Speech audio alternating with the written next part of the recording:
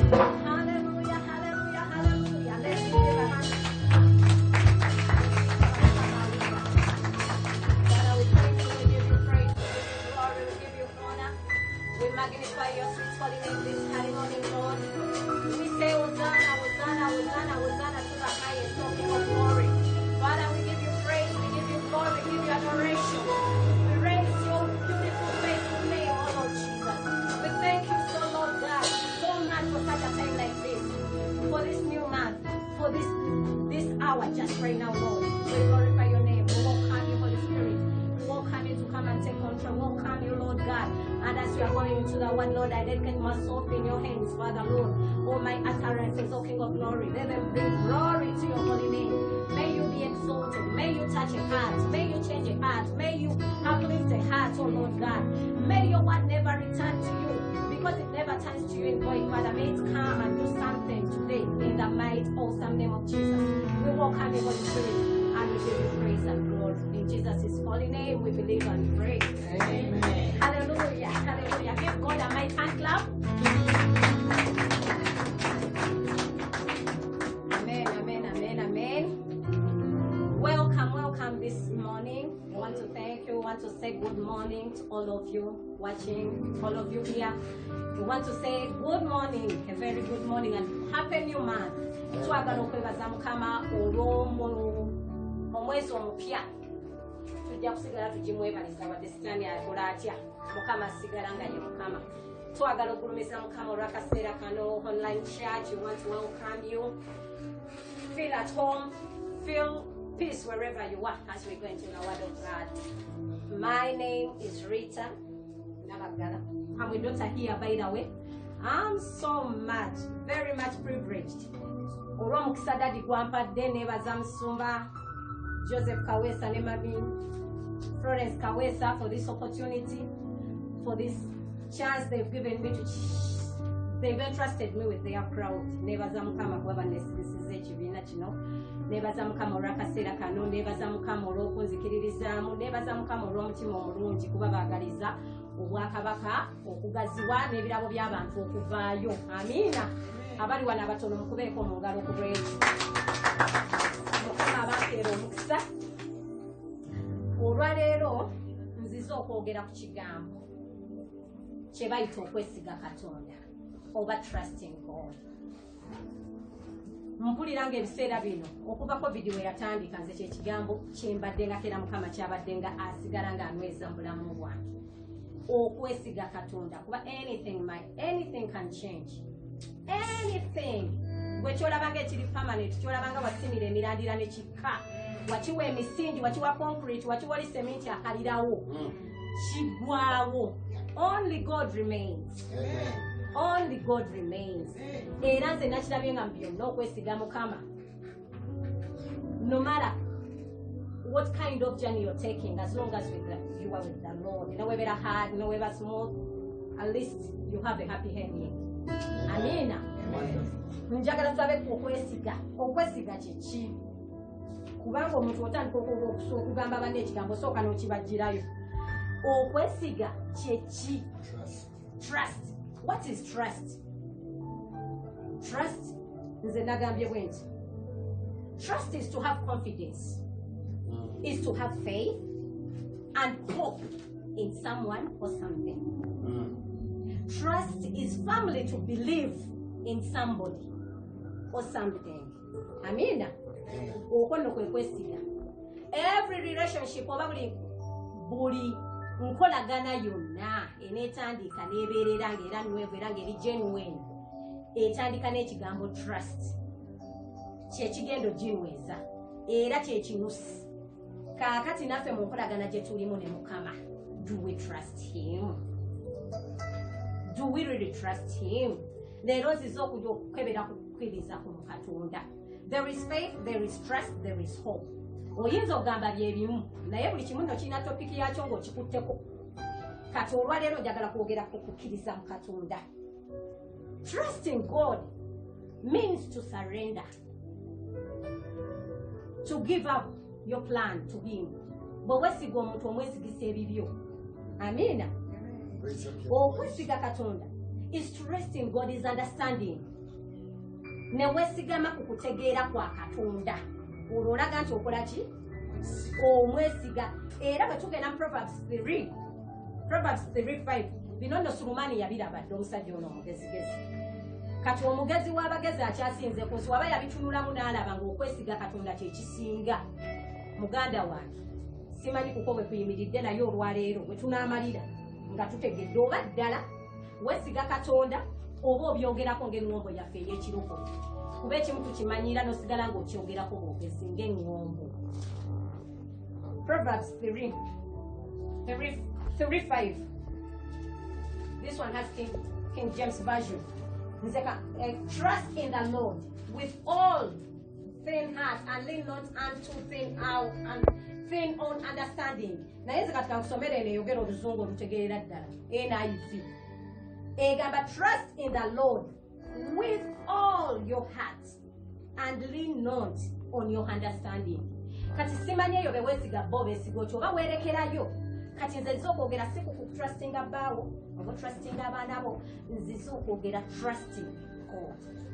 When it comes to God, you have to trust him with all your heart. Bagamba heart has many chambers. Oba ziri mmeka? Simanyi. Omusawo oba aliwa. Naye bagamba with all your heart, with all the inner chambers, with all your inner thoughts, and with all your understanding. Ekyo no kyategeeza ate ekyawandiikibwa kigendereranga nga bwe bakiwandiisewo wabaawo ensonga lwaki ayogedde ebyo. Kati we don't speak about half-baked trust. Nti oba lwakoledde obulungi oba osuubirayo ekintu weefuula nti omwesiga kubanga olina kyosuubirayo. Tugamba okusuubira ewatali, tugamba okusuubira ewali n'ewatali. Nga Pawulo bwe yagamba nti nze nayiga okubeera contented mu buliwo ne mu butaba byonna nga bibadde mu kati awo wetwagala in all your life nga bw'ozukuka bw'oti. Your heart is direct to God. It directs your paths. Omwesize n'olunaku lwo, omwesize n'emmere gy'onoolya, omwesize abeesiga Mukama bamwesiga even to the least thing you can ever think of. Kyoyita ekitono ekyo.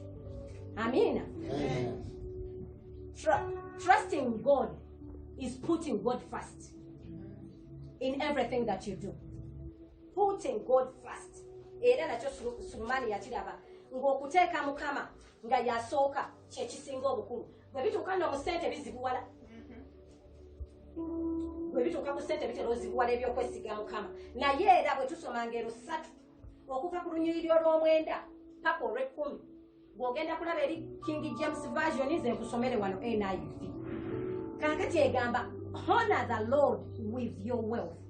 Kati ono Sulumani, kabaka Sulumani gwenjogerako is the richest man ever. Eyali abadde naye yabitunulatunula n'azuula nti era okwesiga Mukama kwe kusooka ebyobugagga byo. N'ebyobugagga byo nti byesigisa eki? Katonda. Olwo anaakuwa ki? Obwo obusente obutono tebukulimba. Kakatono akabembereza k'oyinako leka okuteeka okwewesige mu ki? Mu ekyo ekitono ky'oyina. Omusajja yali asinga obugagga yagamba trust the Lord with all your wealth, with the first fruit of all your crops, then your barns will be filled with overflow. Ekitegeeza ati bw'omwesigwa n'ekyo eky'obugagga ky'oyina aleeta overflow. Kubanga abakebedde omutima gwo n'alaba nga toli mimi. Omuntu bw'akuwa ekintu ate ndaba ezijjukidde tadde teyanyumizaako. Kwegamba n'owa omuntu n'ajja n'omuwa ssente kyokka ate enkya ne wabaawo omuntu eyeetaaga oba obuyambi muntu era ngenda kujja nkuwe naye ekyo ate n'atakyesiga n'agaana. Naye nga te gwe wamuwadde ennyingi osabako not even 1/10 nga tewera. Naye ate n'avwabira. Olowooza oyo omuntu oddamu omuwa n'alulunkana ate n'alema n'okuyambayo yakatono. Kati Mukama aba akuwadde, he owns it all. Bible says the cattle on the hills, ensi n'okujjula kwayo, ezo ensolo eziri ku nsozi zonna, ye landiroodi, ye world's financial controller, ye byonna mu byonna. Okitegeera kati bw'ogaana omuwaako kwaka akatono oba omulaze nti ovwabira oba omulaze nti tomwesiga era si ye yabikuwa era okweyongerayooko kuba kuzibu ate kuba kutono kubanga Sulumani atugambye nti mukumuwa abanga gezesa. That's when he will give you an overflow. Amen. So we should put God first. We should listen to the Holy Spirit. There is no way you can trust in God when you don't listen to the Holy Spirit. No way. Last Sunday's preacher was preaching about the Holy Spirit. They that are led by the Spirit of God are called children of God. So if you can't listen to the Holy Spirit, if you can't abide by His rules, then you're not trusting in God. Kubanga Katonda wa busatu. Tojja kugira obyawuleyawulemu nze ate Mukama teyangambye nze ate omwoyo tya. It's one. You have to yield to the Holy Spirit every day. Oyina okubanga ogoberera omwoyo omutukuvu kyaba agambye. Ekyo kitegeeza oli Mukama okwesiga omuntu n'omuba munda. Mu balokole tulina enjogera bbiri. There are those people who are in the Lord and those who are for the Lord. On the Lord. On the Lord. Bo bali ku Mukama. Naye mulimu abali mu Mukama nga naye ali mu ki? Kubanga agamba if you remain in me and I in you. Ategeeza muli munda. So we should listen to the Holy Spirit. That's one of the ways of trusting God. And in your weakest moments, in life, nga ne Mukama atuuleyo n'agamba wano senga kino kindeesizisizza. Tuyina ebintu ebimu omanyi Bayibuli egamba behold he stands on the door. N'akonkona teyeefubitika bufubitisi. It's you to allow him in. Sometimes he needs to see your trust in him. Si bigambo. He needs to see you trusting him. Because even in the weakest points, nabadde njawo nendowooza ku musajja ono Musa. Olaba Mukama ne waba akuyise mu buweereza togamba nti biwedde olw'ekigambo kyakuwadde n'obuuka nti kasi abinnyonnyodde nabitegedde. Walk with him. Omuntu gwe wesiga mutambulira kumu. Omuntu gwe wesiga conversation kyokomayo mwatandikidde kubanga akuwaddeko kati Mukama tayogera nnyo ekirala ajja kigamba wali maaso. Abamu tukula mbuweereza n'otandika okozesa obumanyirivu nga you no longer trust in God. Wakola mala ddadde osala empenda bw'enjagala sente enkola wano bwente bw'enjagala gundi nsala wano bwente kati kwega ng'oli ku bibyo wagaanibwa ddanga Sawulo oli eyo bannange tuukoddemu wesige Mukama. Musa Mukama n'amuyita amutume eri abaana ba Isirayiri e Misiri n'atasirikira bunafu bwe. Olowooza agenda omuyita nga tamanyi? Naye Musa n'atabusirikira n'amugamba munnange nze nga simanyi kwogera n'abaga gamba ntya okitegeera naye nga senga teyabuuza olowooza bandimwongereddeyo instructions kubanga bwe yabuuza n'alaga nti ayagala okwongera okudiginga deep in God n'abuuza n'ayogera ntya Mukama n'amugamba nja nkuteeredde wani alo kuba Mukama tayogera nnyo.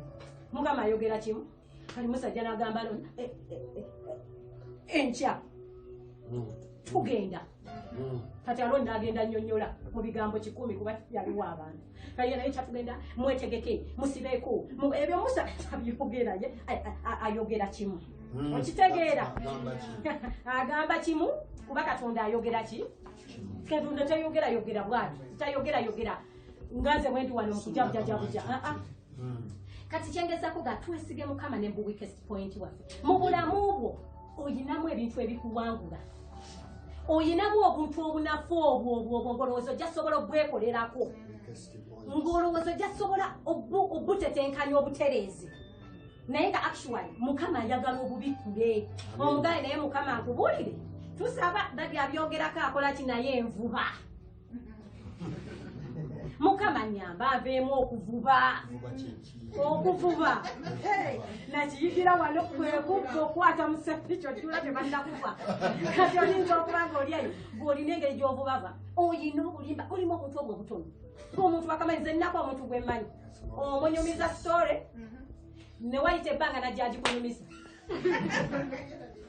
najjanga ajerabidde okumanya olya alimba neyerabira ne byeyalimba n'abikuddamu olumu neyerabira nagaga munageno nekyatuseeko ninga byali bibyo biseeko kakabanga katini kakati kati oba abalowooza n'abisobola bitete obuntu obwo obutono tuwesige mukama naki musongere wamugaye naye mukama nze wano wadde alaba osinza abantu bagweri obuulira ebintu nebikola naye obwo butuyiga okwekebera yiga ogamba omwoyo omutukuvu akube mu cooki nga Dawudi yamwegayirira fuba okulaba nga mundaamu omuyonjo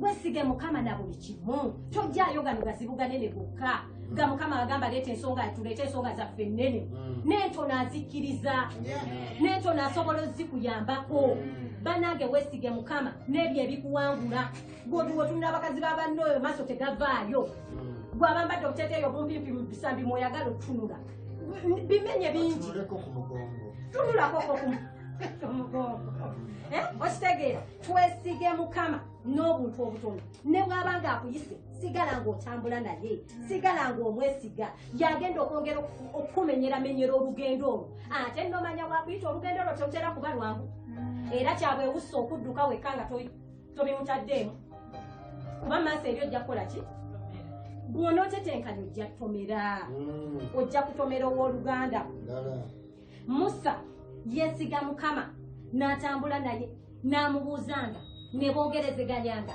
takola mukama kyatakoze mukama n'abanga naye paka lwatamwesiga waliwo olunaku lwatamwesiga kyova olaba njagala obwesige buno bugendere katonda si wakuzanyiramu waliwo olunaku lwatamwesiga olw'okuba yalina obusungu bwe simanya yalina bikigundi va ku nsi va kuba kumalamu va kwaba bakujja ku mulamwa tuyina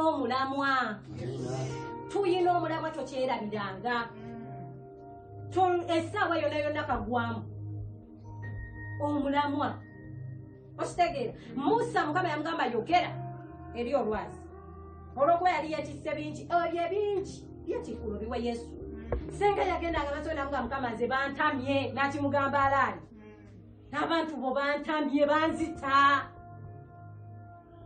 namulaga nti afaaka olowooza mukama tiyalimusalidde amagezi olowooza mukama tiyalimusalidde amagezi naye olw'obusungu nabyo yalina bamugambye yogera bantu mwe abatalina nasooka balangiramu awo saate sekendi nakuba mukama n'amugamba kubanga olaze nti tonneesiga mu maaso g'abantu n'ensi eyo ensuubize temujja giyingira tojja giyingira naye bannange nze nga njagala ebirungi omanyi wakoma ku airport ne bakuzza abaana obedda bakuba n'akayimba ka bugembe nti simanya bakayimba batya mbubiri babitya otudde nno banno bakuŋŋaanyizza simanya naliko ku state house Entebbe kati bakubuuza byali bitya ddali mbwate nakoma ku geeti ne banziza obudda weesunze emboozi mu state house waliyo ki biriyo bitya naye mbu nakoma ku geeti ne banziza Musa bwatyo we yakoma ku geeti lwa buteesiga ki bw'oba otambula ne Katonda tobimenyamu nti wano nja mwesiga wano nja gezaako wano mukama yagala naffe tulina okwesalirawo leka n'okusalawo okwo kubeera lined in God's will. Amina. Ojja kumbuuza naye lwaki neesiga Katonda? Kubanga abantu bangi bajja kugamba ono omukazi kyayogerako takitegeera nga twesize Katonda atukoleddewo ki kati simanyi oba obadde omwesiga oba obadde ogezaako kuba mulimu n'abantu abamu bajja bayita taata olw'emmere naye ng'omutima gyabwe tegimuliiko kati gwe wesize mukama kati nno nkubulira teri yesiga mukama n'aviiramu awo either ng'osuubidde kkubo ddala ng'ate mukama abipulaninga bulala kubanga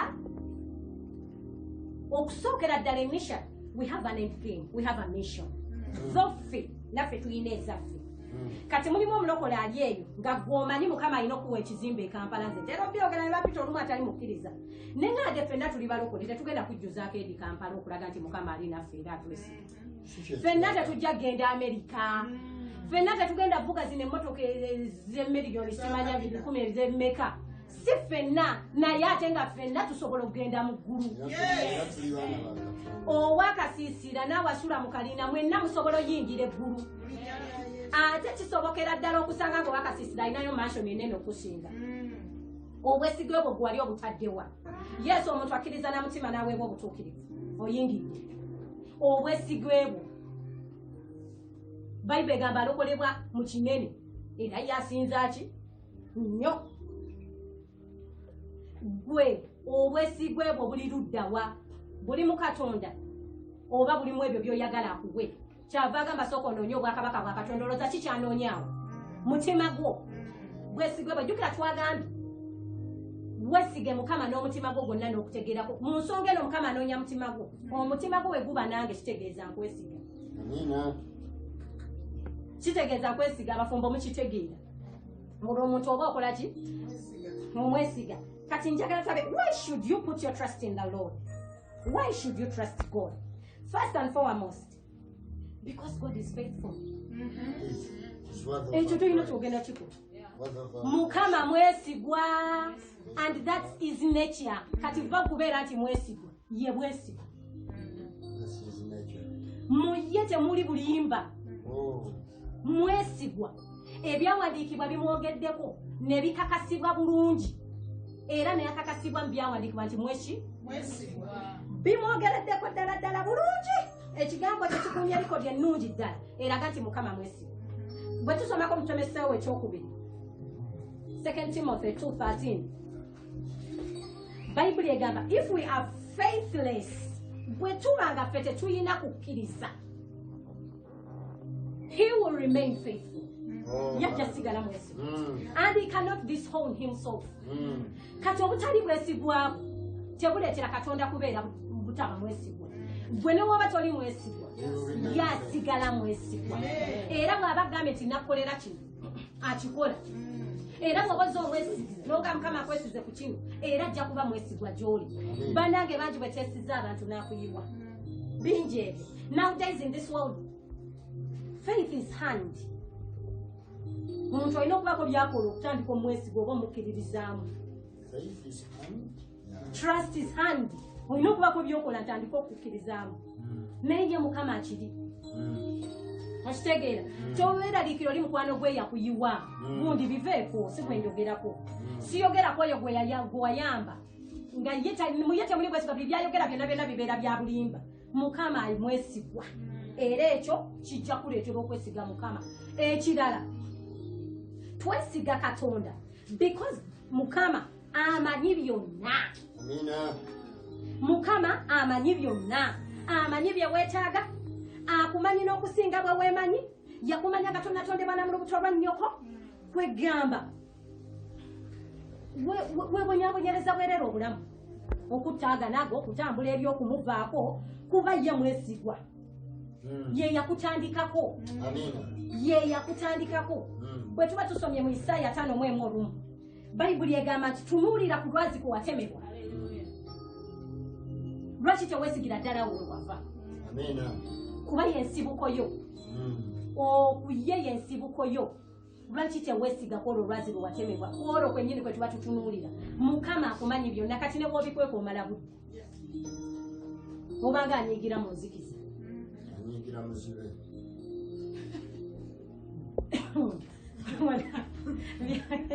wegamba obanga anyiigira muzibe ate nage balezukire naye kankubuulire weebonyaabonyeza bwerere bw'otakkiriza mukama abimanyi byonna amanyi by'oyagala amanyi gye wava amanyi ne by'ogenda okukola kati bimugambire ddala mwesigire ddala yakole ki abikutereereza kuba by'omanyi ebiseera ebisinga 99% biba bifu without God's guidance without God's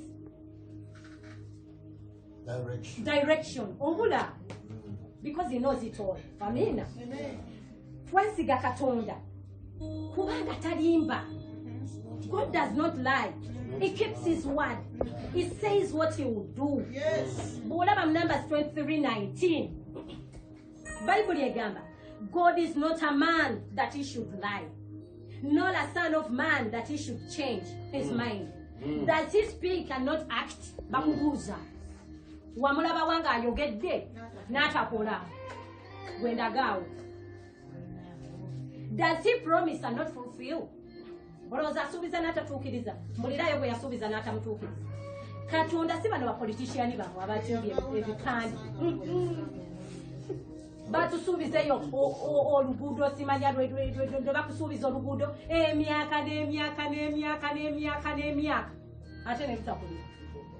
Ne bajja ne bakulimba bagenda kwambaza engule eriemu gye tugenda.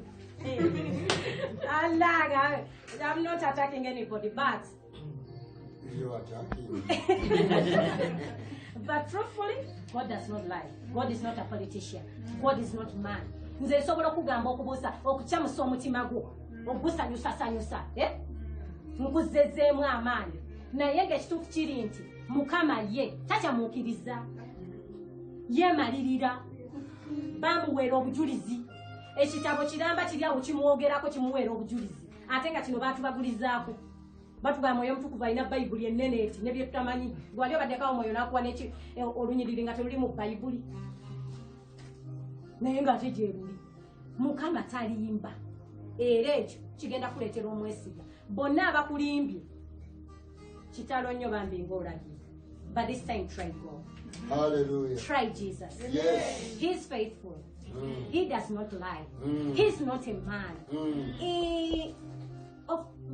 He is the King of Kings. Amen. He is the supreme God. He's the reason as why you're there. It's the reason as why you're breathing. He owns it all. He knows it all. Mwesige, trust him.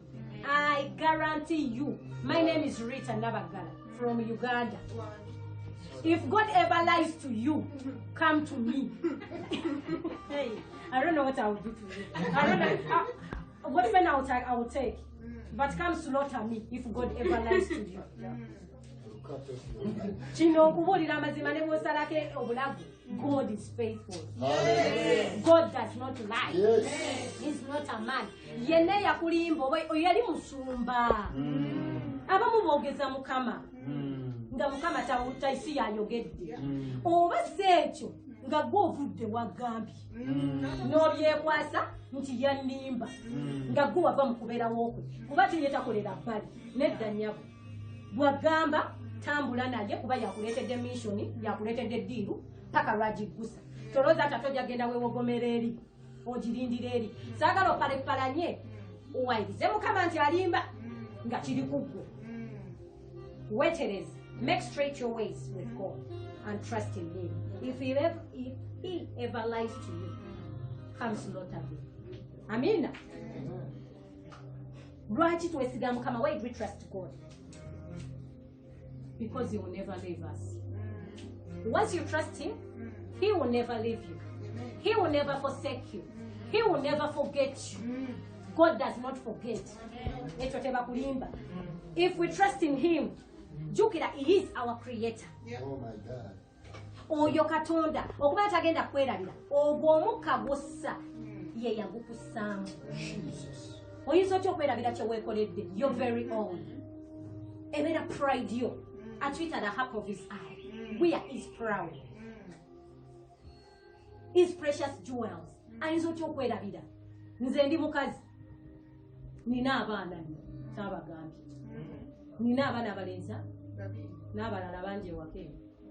Naye nze kati simanyi kwegamba oba mbigambe ntya kakati oba ngamba otya nti nerabidde Jemi kuba ne wemba ni mutonga abaana ebweru baliyo 100 boogera nsobola okwawulamu ebya Jemi. Edda nga abaana baffe bakyali bato bazanya n'abaabwe otuule noga kati Darren abadde ki nga totunudde nayo owuwo omukolaki owuwo omumanya Mukama tumanyi is our creator. He puts the breath in us. He cannot forget us. Toyinza kwesiga Mukama n'akwerabira. Nze sinnatuuka gye ndaga sinnabeera bulungi nga bwe njagala naye siringa ate bwe yansanga ate sisobola kuddamu kubeera nga bwe yansanga kubanga mwesiga tayinza kunneerabira tayinza kunvaako. Mukama tayinza kuvaako tayinza kwerabira gundi golokoka rise and trust in the Lord. People forget, your husband will forget you. Ojamuka ndi mu saloon, come pick me up. Otemo mukubiraga sweetheart, I forgot. I'm already home. Find ways. Nakwerabide bwe badde bujjudde. Oyo mwana sweetheart obu. Ajja kwerabira mukwano. Ate okumanya ajja kwerabira bwasookerako sinakuolina. Tuwe waawo yakusuubiza bitya? Teyakusuubiza munyenye zonna. Simanya mulimu simanya ettaala enjuba ne bweba ezikidde gw'oba oyaka. Bw'okyayakirayo. Waliwo omuntu oba yagamba nti after God fear men. That's a joke. Kati kwegamba omwami w'oyo ajjayo the uttermost. Kubanga omwami ndowooza n'omwana yayinza okugirayo kiri eryessanyu erisinga. Abalala bamaama baabwe. Naye Bayibuli egamba nti omuzadde asobola n'okukola ki? Mu Isaaya 49:15. Wulira ekyawandiikibwa. Can a mother forget the baby at her breast and have no compassion on the baby she has born? Kibuuzo nti maama asobola okwerabira omwana bw'ayonsa. Bamaama mugamba muti kati buli omu agamba sisobola. N'addamu n'agamba though she may forget. Ekitegeeza asobola okwerabira. Nze ndabyeko ayonsa ng'eno bw'atabulamu. Agenda otulayiwa omwana amabere yenna gamujjudde mu face. Nalabako eyakazaala n'ayonsa omwana nagenda okulira omwana asika nnyo. Agenda otunayo nga pusi. Si lugero, si story. Si Kinigeria nga pusi yemuyonka. Kiki? Omwana ali. Kaakati bino bye tubeera ku Facebook. Oli naga kiki ekyali kikutuuseeko nga wakazaala. Oli naga nazuukuka nabadde nyonsa mwana. Ngenda okulaba baby simulaba. Noonya baby simulaba. Nga yagudde wansi w'ekitanda. Nebaza Mukama tebintuukangako. Kwegamba you oversleep. Moreover your newborn baby. That new band of joy. Naye omwana kati eyo incident ya pusina. Naye omwana nakugako ku kitanda n'agwa. Gwe weebase kyokka abadde omuyonsa obeera okujja amabere gonna gatonye wansi. Yesu yabiraba kisobokera ddala naye agamba wano yeyogerera okuva mu kamwa ke nti I will not forget you. Oh, hallelujah. Verse 16 negamba, see I have engraved you. Bayibuli ey'Oluganda engraving ekitegeeza okuyoze, nkuyoze. Okwola mu Luganda kigambo kinene. Omuntu aba kukukumbye eri. I've engraved you on my palms and the palms of my hands, and your walls are ever before me. Nebisenge ever. Praise Lord. Kale oyo maama ayagala ennyo omwana we mwamuleetedde n'ogwe mwamusanyukidde abadde ayagala muwala amwagadde naye n'otwo tumubbye omwana amuguddeko. Our God does not sleep nor slumber. Oh, hallelujah. He will watch over you. Yes, amen. He will fulfill the promises He has promised you. If you trust Him, Yes. if you move with Him, Oh, yes. He will not forget you. Never. I guarantee you, Yes. He will not forget you. Wonderful. He's your creator. Mm. He's your mentor. Wonderful. He's your well-wisher. Abantu bonna tebaagaliza, but God wishes the best. Akwagaliza. He will never forget you. Akyogedde teri yakikootinga. Yes, son by himself. He's sworn by Himself. I will not forget you. Oh, we give you praise, Lord. We give you praise, Lord. Arise and trust God. Amen. Praise Gy'obwesigwe byonna gy'obuli. Abantu bagenda kumenya omutima. Twabamu emitima twagisibaasiba dda bandage. Yesu yataasa. Naye Mukama yeebazibwe. Mukama yeebazibwe nti twakimanya nti ki? Tulina kwesiga ki? Ye. Ekirala, why do we trust the Lord? Because there is nothing new under the sun. Teri kipya wansi w'enjuba wano Mukama kyatamanyi. Dada. Kyatalabangako, kyatawulirangako, teri mbeera emukangakanga, teri mbeera emutiisatiisa, teri mbeera emukwata by surprise. Omubuulizi omu yagamba God does not say oops, badde neerabidde. No. Mukama tebamukwata by surprise. Teyeerabira n'agugumuka. Bw'agamba nti neesiga. buli kimwe kiri wansi wana akimanya. Bible egamba mu Ecclesiastes 1:19, whatever's been will be, and again whatever's been done will be done again. Teri kipya. Nothing new. Ekipya wano. Teri ekyo kyokwese Mukama kyolowooza nti tayinza kikuyambamu. Teri ebyo byokukulireyo munda ati binene nnyo tabisobola. Okitegeera Mukama abisobola byonna gwe mwesige teri kyatalabangako ensonga kino kinene. Maama Mukama atandika nti omugamba nti nayagadde omusajja wa sisita wange. Ntandike nti obbi mugamba. Munnange yakulabye. Yabitegedde byonna era yabadde abiraba. Kati ayagala oveeyo weenenye. Omugaye Mukama nnyamba nzijamu okwaka. Nkwesize n'obulamu bwange okuva n'olwaleero buli bwe kijja nga kyase kiyimuse kituuleko. Kituuleko kinnyogoze Mukama kife mu nsi. Okitegeera gwe tosobola bikulemye. Luli wayagala mukwano gwo, luli wayagala wa sister wo, kati weetaaga Mukama. Si kipya ekyo kyolabanga ekinene kyolabanga abala kibatalabangako. Obwo obulwadde bw'olabanga obuzibu teri bulwadde bw'atasobola kuwonya. Mwesige nabo. Ye dokita asinga badokita bonna. In fact badokita bajjanjaba naye ate Mukama awonya. He is the healer. The only healer. Others do treat. Come on. He is the healer. Mwesige n'ekyo kirwadde tokikweka ne bwe kiba kiri eno ebuzibe eneneno oba eri Kampala mukadde oba mu Godown yonna gye kiri gwe weesige Mukama n'ekirwadde musongerewo. Is your creator. He engraved you in the palm of his hands. He knows it all. Nze njagala okukulabulira teri kijja kitabeerangawo. COVID bwe yali atandika ne bamulangirira. Nze nina abaana ab'olubuto babiri abalenzi. Ninayo abalala ewaka tuliyo 7. Sininayo mwami neŋŋamba ngenda bikola ntya. Abalanga badduka bagula obusawo bw'omuceere, bagula ensawo z'amanda, bagula ebidomola bya butto. Bannange omanyiza kye nakola bwe bazipu nasikanga busisi. Neŋŋamba Norita bw'oteeyongerayo buziba ne weekweka Mukama owedde.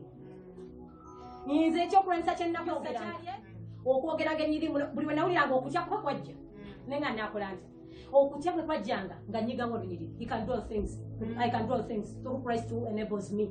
My God is able. He will do exceeding abundantly beyond my imagination. If he feeds the birds of the air, if he dresses the flowers of the field, atenzi nenezaamu amaanyi nenzikiriza Mukama. Ate mu COVID lwensinza okuba n'emmere. Nyimirira ano okubeera Mukama obujulizi. Nze Rita Nabaggala. Sikaliranga ku mmere ya gavumenti. Sifunangayo wadde akatondo k'akawunga adde ekijanjaalo ekimu. Naye ate ndidde ettooke. Mukama atugabiridde. Dibange erigwawo dadi n'aleeta. Dibange erigwawo. Ositegeera Mukama ngabiridde tulidde mu COVID ge mazima. N'entunula nga bali ku TV nga bakaaba. Besise gavumenti bannange ng'olabye yeesiga gavumenti. Mazima mukazi gwolooza Bobi Wine bw'anajja ng'ozimba ennyumba. Musajja gwolooza Bobi bw'ajja ogenda kufuna emmotoka gy'oyagala. Olowooza byonna ng'engula ogenda gyambala yeeyo gy'olowooza. Ng'engula gye twogerako ndala. Ng'engula gye tugamba ndala w'omukwano. Nga bwandikukanudde amaaso go n'ogatunuuliza Mukama. Wanditunuulidde Mukama. Abalala nga batya korona. Abagagga n'abagagga bali eri bali ku ziventireeta. Wano gavumenti yo teyinza dde n'okujjanjaba ng'oli ku kidayalusis oba ki. Tebasobola. Bwe bagiyita jayo. Teri ajja kujja naye nze nagamba Mukama. Kati nze korona bwankwatira wano. Oba bano abaana kati mbitandikirawo. Ate bajja bakolola. Nze waffe mbu tufulabika twayina bajja kunkima sijja kyogera. Naye nalaba obubonero bwa korona. Osege abaana bava ku ssomero nga bakolola nga bayiriitira neŋŋamba Mukama ono ye korona oba zizamira ow'e Uganda. Naye Mukama mulungi nze nafumba concoction era bagimanyi. Teekamu niimu, teekamu dalasi, niimu, minti, galiki, tangawuzi. N'okola kiri ekimu. Okukola teri yali azzeemu kolola wadde okunyiza. Ya bannange bwe weesiga Mukama. Mugibiraadi waliyo eddagala Mukama lyajja okulagirira ddala kikole. Nze omumpeera Mukama obujulizi. lwakuba sageze gejjamatama komeri naye bannange mukama abadde mulungi neeyongedde okuyimuka mu ye neeyongedde okukkiriza mukama ndabye ekyesirabanga ku myaka gino gye ndikoze naisimenti ensi bagiggala naye ate bwe nabisomangire ekyowandiikibwa kino teri bitabangawo naye nga waliyo koziroko dawuni mu bayibuli mweziri wadde nze saaliwo mulembe gwazo kati laba wembaddewo mulembe gwazo naye namanya nti wabeerangawo ba reminansi era kyenneesibangako ne mugamba ngenda kubeera reminanti ne famire yange nze ngenda kusigala oba ne Uganda tunakunkumuka nze sijja nasitula okukkiriza kwange mukama nayina omukkiriza kulemera ani atayagala kulya gwosobola kubeerawo ngaolubuto olina abaana musanvu tolina mmere oba nolina okukkiriza mukama oba tolina dde 10 abaana si bange bonna naye oba olina okukkiriza mukama abantu okulya bali tojja babuulire ndowooza mukama kyava atuwa nekino ekyawandiikibwa nti pray for the daily meal kikuwa okukkiriza n'ekyo omukkiririzemu akwogere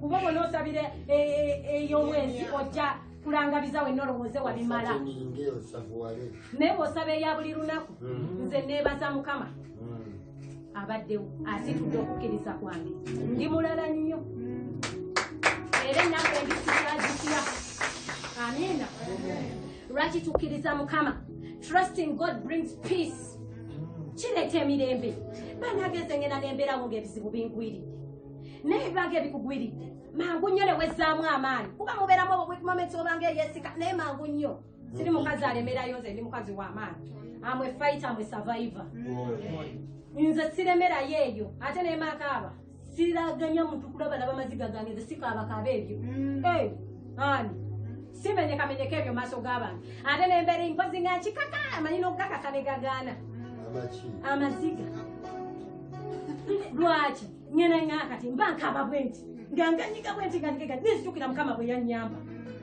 z'abaana bange bombi babalongoosa nzijukire balongoosa mutabani wange yasooka ekyenda nzijukira ebiseera byonna tulebwe wa theatre nga ndi nambu nga sisanyuse sirowooza siri kisiina wadde 10 kyekisinga obukulu naye nga ate bali mumulongoosa naye nga bajja kunsabanga akakadde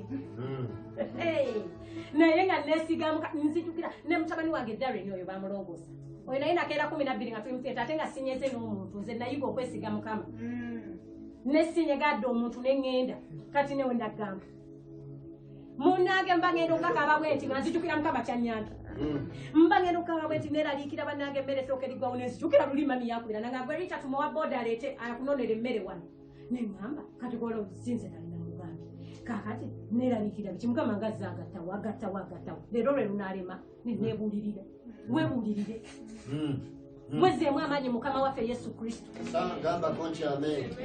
va mu kweraliikirira teweemalaako mirembe eggulu liggule mukama wabwereere tosasula za consultation tosasula membership fee tosasula okumwesiga just period gwe waali okuwe omutima gwo gyali kyokka kyayagala okitegeera wesige bwesizi mukama tuve mu okutabula kumalako emirembe wesige mukama amiina wesige mukama abalala balowooza emirembe giri mu baana abalala balowooza emirembe giri mu mwami abalala mbakyala abalala mirimu naye okimanyi abaana baabo nga bakuwa emirembe waliyayo yo bazza mu lubuto nga bamufuukira ekyambika nagasinga saabazaala ekyo nekizuuka nti emirembe tegiri mubaana oli naagala naye mukama senga oba nafumbirwa nga nina omwami bweba olyawo netwogeramukko nazizaamu ku maanyi oba nandibaddeko n'emirembe nendekeranga okuba bwe nti omulala agamba baalinga baganda okodawuni eggwaddi transport bamute nga beekooye takyayagala namutunulako omulala tayagala tula ku mwami n'omukyala bonna tebagala kwetunuulira naye nga waliyo lyagamba senga lockdown yansanga ndi mufumbo wakiri mukubeera mu mbeera eno wekaweka ng'abalala ate ekitegeeza emirembe tegiri mwami oba mukyala omulala n'awoza ongasenga nina bizinesi nga mbadde enkola sandibadde bwenti bane mukama nange sandisabiriza ndaba n'omutwala agumpadde yenna ayina engeri gyantunuulira omulala ng'agamba naye bannange oba atudde waka yandisinze kati bino byenkolankola biki gano gonna amabanja genyigiddemu terinambula sente zange zonna zeyanoneramu kati n'oyo talina mirembe kyokka gwe byagala okuddukira omulala nga naye bwendi wona okupangisa ngenda kuleka ko yange ntule negazani atani ali bakokola ne bwefumba mukene wange azimba gabanange obe nyumba nditunde emirembe edagimweddeko agamba ngitunde oba nansigade buli omwana owoza nina okitegeera kati emirembe giri mu Yesu ate Yesu ogenda kumufunamu emirembe ng'omwesize weesige Mukama akuwa emirembe tegirimu ebyo byolowooza tegirimu ezo emmotoka z'olowooza oba ki emirembe giri mu ki mu Yesu weesige Mukama trust in the Lord kubanga ate nolwaki twesiga Mukama tumwesiga kubanga yawe essuubi bwewesiga Mukama oba n'essuubi banaago okutambulamu si muno nga tolina ssuubi obanga omufu essuubi lye litukuuma buli bwolwo Omukama alirabika namwesigisa ensonga zange buli bwolwo alikola buli bwolwo alinnyamba buli bwolwo alinzijayo Bayibuli egamba mu Barumi 5:5 hope does not disappoint. I love that scripture. Hope does not disappoint. Essuubi teriyiwa ate ga Mukama teriyiwa nammwe abaana ab'essomero abali wano oba mu abaana I will say that children oba the kids mwesige Mukama lw'abazadde bo. Bayibuli tegambangako kwesiga taatawo ne maamawo. Bayibuli yagamba honor your father and your mother. We trust in God. For your parents to come upright, to raise you well, to raise you good, you just have to trust God for that. You have to trust God for your school fees, not your mother for your school fees. You are not supposed to trust your father for tuition. Banja abawerera abaana nga naye si baabwe si be babazaala ndaba ono si buli muzadde nti aweerera omwana we naye omwana eyesiga Mukama school fees wajja kuva wonna wajja okuva ne wabale muzadde walemereddwa ekyo kye bayita okwesiga Mukama nti akuwaguliza kojja wakojjawo n'akuweerera nga maama we zimubuzi naye nga mu butuufu bwakyo kyandibadde nti maama yakola ki oba taata yalabirira ki omwana we naye bwe weesiga Mukama uyiga okwesiga Mukama kolere ku nsonga zo Katonda tunulira bazadde bo. Nze njagala nnyo okuyigiriza abaana bange okwesiga Mukama okusunga otunulira nze tuli bangi we tusula watono nkibateekamu kuba nze nakoowa naye nagenda okulaba nakoowa nzekka ate nze nsula ku buliri obusinga obulungi bo ninaku n'abagwawo wansi bebaka bwe basi bonna nembaga neyomwe kyemukoowa kyemuyinza okwesiga ku Mukama ku lw'obuliri obulungi teweegombako okuyingira ekisenge nga luumuyo ng'otadde wali ne kafuleemuko nentandika obbazimbamu okwesiga Mukama naye njagala okwebaza Mukama wiiki nabadde pulaninga bajje basomese mutabani wange Darren tichawe amwe content wa class work kyemba muga naye nkyanoonya ticha waba akusomeseza Darren ticha yangambye obajje wano mba sinnakimala nayo nangamba ewa konze mbadde ndowooza ajje wakakusomese no sina gaswala ajja kuswala It's nagaseba agenda kuswala nasatuse nengamba ekyo bunaku kyenjagala. I want you to learn to trust God for good things. Oleme kutunulira nze omanye nti nawe ennyumba ennungi ogyagala si maama we yajagala bwe tuba tugirina naawe oginyumirwa nawe mukwano gwo bwatunanga we tuli Mukama awaddewo omukisa kati abaana ne bwe kusomera eyo okusoma kulungi era soma ebitabo bw'oba kusomera tosoma nnyo Bayibuli soma ebitabo okimanyi tosobola kwesiga Mukama ate tosoma na Bayibuli ne mupepa wootudde nga weesiga Mukama omutima gwo nga guli ku Mukama weesige Mukama bwe weesiga Mukama to inspiring oba twakiyitanga n'osoma bino ne baleeta bigala tabbu nno neekugwira naye edda twasomanga n'abaana baabalinga abalokole nga bye basoma bye baleeta no sporting approach. It's only God that will help you do that. On top of reading your books, trust God for good grades. Osobola okusoma ebitabo n'olabanga wakoze nnyo banaye ne bijjanga tebitegeerekeka naye bw'obiteekamu okwesiga Mukama wane ekyokwesiga Mukama tekisosula maama wo taata wo si yagenda okwesigirira Mukama Mukama si wakasengejja nti kayita mugundi direct kyobulabe wa Yesu teriyo ba grandi daughter simanya grandi son. We are all children of God. Okitegedde oli mwana dadi bw'ayita Katonda father tolowooza nti no gw'oli muki muzzukulu nedda nawe oli mwana genda osabe ebintu byo okitegedde weesige Mukama n'ebintu byo no one Bible egamba no one who swaps in the Lord will ever be put to shame. You will not be put to shame. Whoever trusts God will have a strong bond with God. Okola relationship ne Mukama omanya pulani za Mukama, omanya ebyama bye, ate oba n'obukuumi bwa Mukama. Mukama akubabulizako, Mukama n'ateesa okutta abaana ba Isirayiri kuba bamujembera. Musa n'akimanyako. N'amugamba naye amawanga tegaligamba nti toli mwesigwa musajja gwe. Wazza abantu eri obatidde wano nkala, ate obutaba mwesigwa era yalina obikyusaamu. Mukama tagenda kubeera, he will not be unfaithful to you. He will not, ekyo kyoto kisuubira. Abalala bonna bakikola, but God will not. Ati, amina.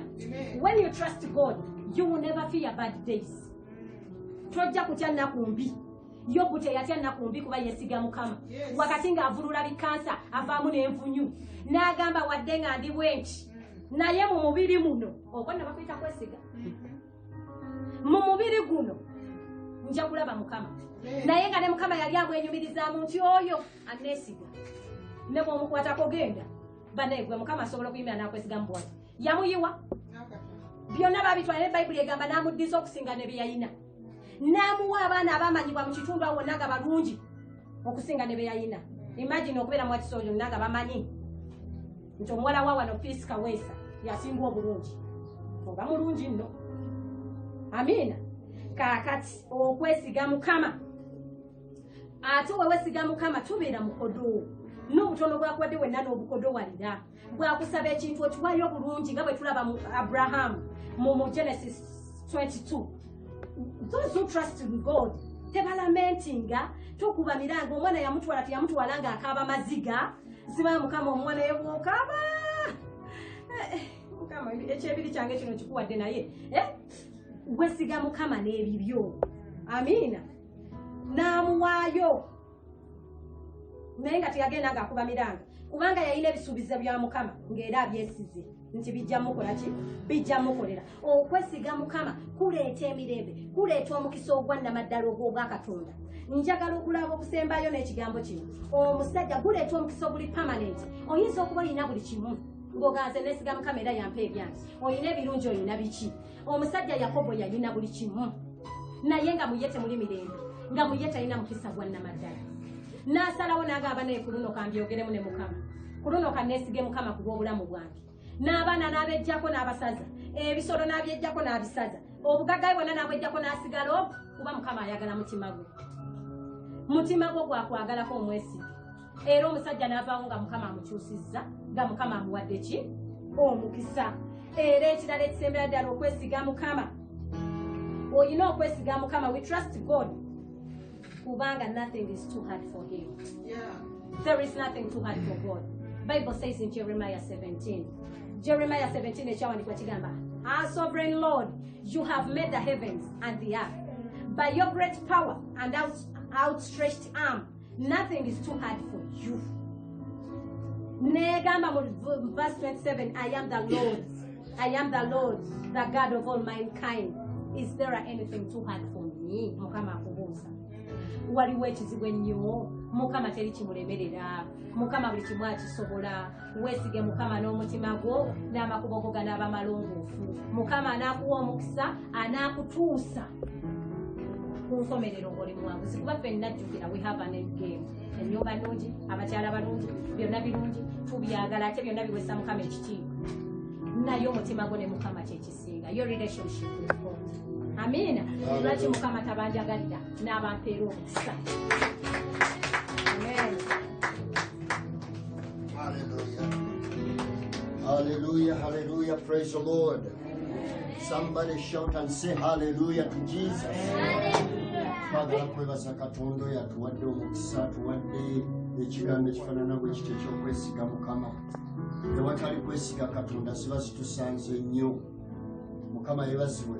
Abadde ng'ayogera ebigambo bino nenzijukira ebigambo Omwoyo Omutukuvu yakedde okumpa, era nina mu booluganda gye nakedde ku makya ennyo nga bye bigambo bye tugabana ebyo. Naye nga Mukama yabadde ayogera nange ku musajja ayitibwa Yefusa. Abaali basomye ku Bayibuli mukyabalamuze osula nga 12 awo. Yefusa Baganda be bamwegaana. Ne bamwegaana ne bamukasuka ne bamugoba ne mu mbiri zaabwe. Namugagga oli mwana wa malaaya, tewazaalibwa nnyaffe, oli mwana wa malaaya, toteekeddwa na gabana. Yefusa teyalwana nabo n'agenda bw'atyo. so naye bw'amala okugenda bayibuli ega nti n'atuula eyo gye yagenda ekisaawe kyayitawo baganda be ne balumbibwa abalabe naye bayibuli ng'ega nti yefufa was a warrior yali mulwanyi ne basooka bajjukira ti yefusa wadde twamugoba naye twagoba omusajja omuki omulwanyi so ne bajja bamwegayirira bwegayirizi bwesiga katonda ababadde bakugoba bajja kwegayirira bwegayiriza okudda gambako nti weewaawo abakugoba ku mulimu ogwo abakulemesa omulimu ogwo abakulemesa edduuka eryo abakulemesa ettaka eryo bagenda kwegayirira ate nga bakuwamu emirundi 7 mu linnya lya mukama waffe ani yesu. So kyonna kye tulina okukola ffe ng'abaana ba katonda kuddira bwesige bwaffe nga tubuteeka mu katonda eyatonda eggulu n'ensi. njagala oyingirireko ku magulu go buli muntu yenna ali mufo ki tugenda kusaba yesaala nga yakwesiga katonda tugenda mwesiga n'emitima gyaffe gyonna tumugaye nti oli byonna mu byonna mukama. abantu bonaleka babeere abalimba mukama asigale nga wamazima era nga mwesigwa. abantu basobola okulimba ng'ekigambo omukyala wa katonda bwayogedde nti abantu bonna basobola okulimba bano bannabyabufuzi basobola okulimba ayogedde ekigambo oli yasuubiza banne engule tituliyambala engule naye oba yazikola muki oba zanjulu simanyi nesumba okuziraba engule zaabwe naye engule tulimanyeemu nti mukama waffe yasuubiza abakolaki abamwesiga. naye nga muntu yenna ajja kwogera bingi. Nze nali ndabye abaana twasomanga mu secondary naye nga abavubuka bawandiikira abawala obubaluwa. Twabeeranga mu boys school, essomero ly'abalenzi bokka, naye nga kumpi waliwo ery'abawala. Kakati wabeerangawo ebiseera nga wabeerayo dance aziyitanga disco dance, oba tulinayo YCS oba tulinayo Scripture Union. Kati nga baleeta abawala bali 1,500. Kati buli mulenzi ng'ayagala afunayo omuwala omu mu mulembe ogwo myaka gyadde mu 80. Naye bwe byaggwanga ebyo nga abavubuka beekuŋŋaanya ku Saturday okuwandikira ba girlfriend baabwe babayitanga ba girlfriend okitegeera. Naye nga abavubuka babalimba era mazima ddala nkubuulira ejjuli okwebaka seebaka ate bwe mba ngaerebaka siroota ate bwe mba ngaaloota kwegamba ate gwe yasuuse tugamba nti tewebaka ate kakati waloosa otya ebintu bingi nnyo kwega bwendya sigaya ate bwenga simira ate bwemmira olubuto ne luneefukula kakati byonna nga byakulimba agenda akwongerayo byonna biraba nga byakiki byakiferefere. omuntu asobola n'okusuubiza eggulu gyatagenda nakutuuka ye. He promises you heaven which heaven you will never even reach. Praise the Lord. But to God be the glory. We have Jesus Christ, the Son of the living God. Oyo basuubiza ewamazima okutuukiriza. N'olw'ensonga bannyabo ne bassebo tukole ki? Tumwesige. Kyukira omuntu akunanya omugee nti weesige Mukama. Sikuwulira abamu muli mu kuzannya mugee nti musajja gwe muvubuka gwe yiga okwesiga Mukama. Waliwo abamu mwesiga bazadde bammwe. Abazadde baveeko weesigaani weesige Mukama. Naawe ndaba ku sikuliini awo weesige Mukama. Lekera okukaaba amaziga tegayamba. Dira obwesige bwe obuteeke mwani Omukama. Ajja kuyisaawo, ajja kuwanguza, ajja kubomoza, ajja kutuuka emitala weeri mu linnya lya Mukama waffe Yesu. Wanika emikono gyo waggulu ozirize ne ku maaso ago. Give thanks with a grateful heart. Somebody. Give thanks to the Holy One. Sibawulira. Give thanks because His risen. Somebody. Jesus Christ. His Son. His Son. And now. Let the wind say, I am strong.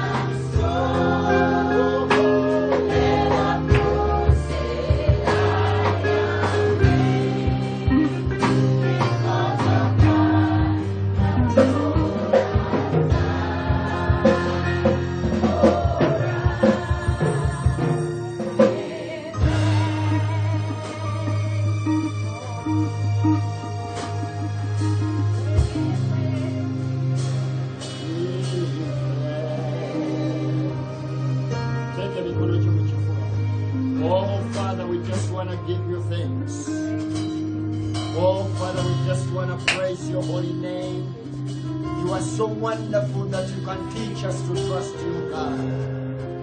For your word says it's better to trust in God than trusting man, than trusting princes or priests, than trusting kingdoms.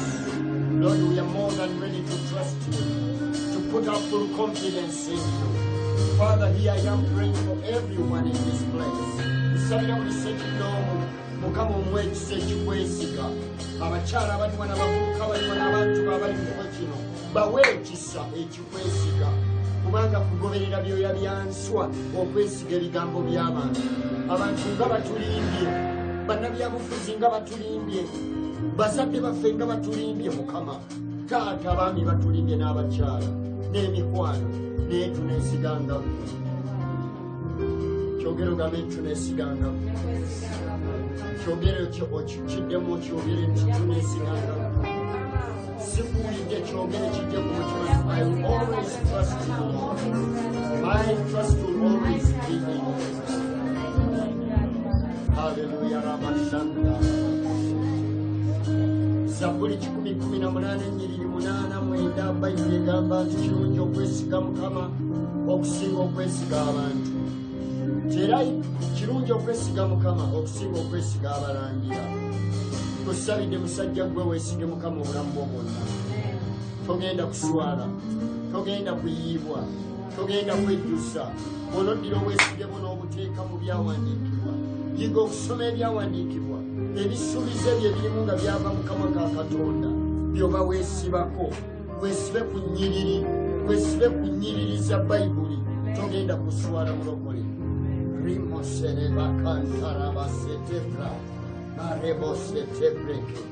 We give you honor and glorify your name. Hallelujah. Hallelujah. Hallelujah, Jesus.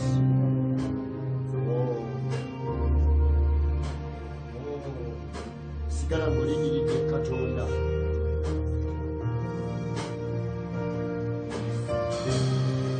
Father, here we stand in your presence. Father, here we stand in your presence. Woo! The anointing is so massive in the place, and therefore, Father, we are grateful to you. Oh, Rabakarerebo Sanda. Tewaliwo kijja tukanga, tewaliwo kijja kutiisa, tewaliwo kijja tumalawo, tutegedde gwe weesige lwaffe. Katonda atayiwa, omuntu mwanywerera n'anywera, omuntu bw'awulira ekigambo kyo n'anywezebwa. Tetujja kutya, teri ajja kutiisa. Korona talina maanyi, never. Economies ezigudde tezirina buyinza. Obwesige bwaffe tunaabuteekanga mu ggwe Mukama.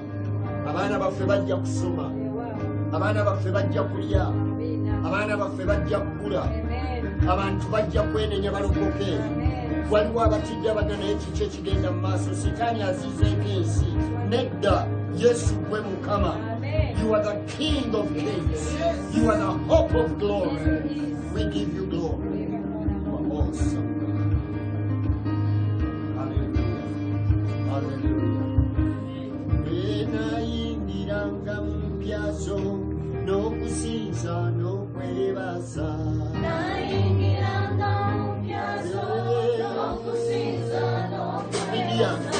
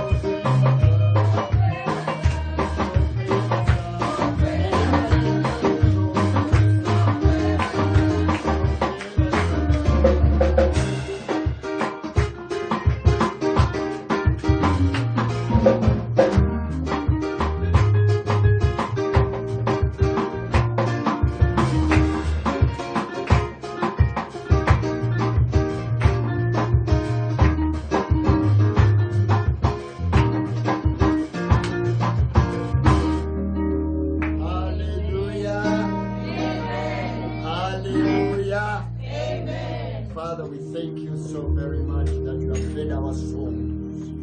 We are full, Lord. We are fully satisfied by your word. Nothing missing. Oh, we are grateful to you, Holy Spirit. You know what we deserve. We are grateful to you, Father. In Jesus' name we say amen. Amen. Amen.